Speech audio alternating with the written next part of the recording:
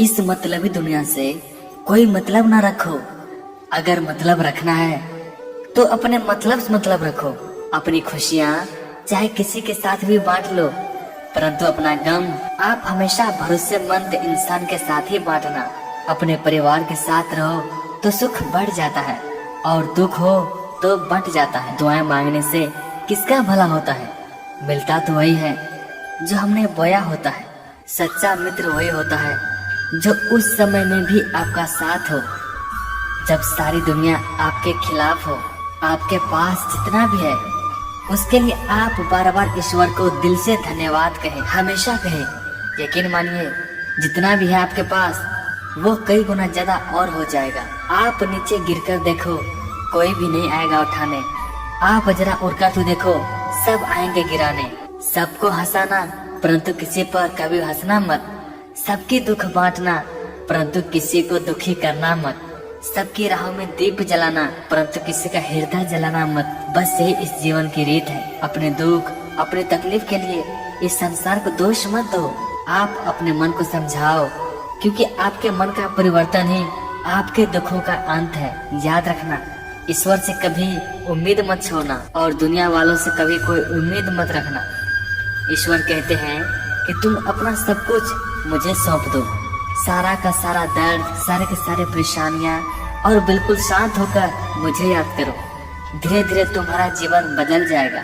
प्रार्थना और दुआएं असंभव को भी संभव बना देती है। ईश्वर को तो न हमारे तन की जरूरत होती है और न ही धन की, उसको तो बस पवित्र मन की जरूरत होती है। इसलिए वो हमें कुछ भी छोड़ने के लिए नहीं कहता। ईश्वर तो हमें सिर्फ ये कहता है, मन से गंदे विचार छोड़ो। गुस्से में बोला हुआ एक शब्द भी इतना जहरीला हो सकता है कि आपकी 1000 प्यारी बातें भी 1 मिनट में नष्ट कर देगा। ये झूठ भी कितना अजीब है ना।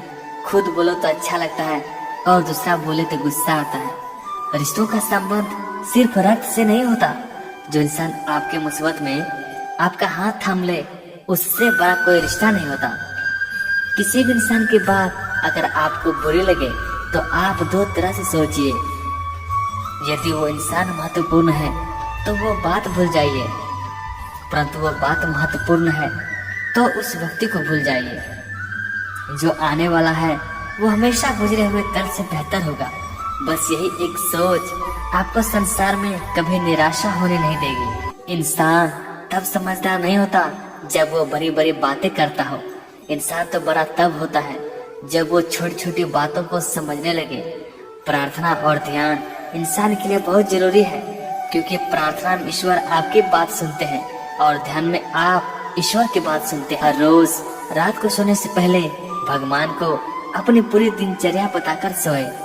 अगर आपके द्वारा किसी का दिल दुखाओ तो आप मन ही मन उससे माफी मांगे, किंतु किसी ने आपका दिल दुखाया हो तो आप उसे क्षमा करके सारी चिंताएं भगवान को सौंप कर सो जाओ। यकीन मानिए ऐसा करने से आपकी जिंदगी खुशहाल हो जाएगी।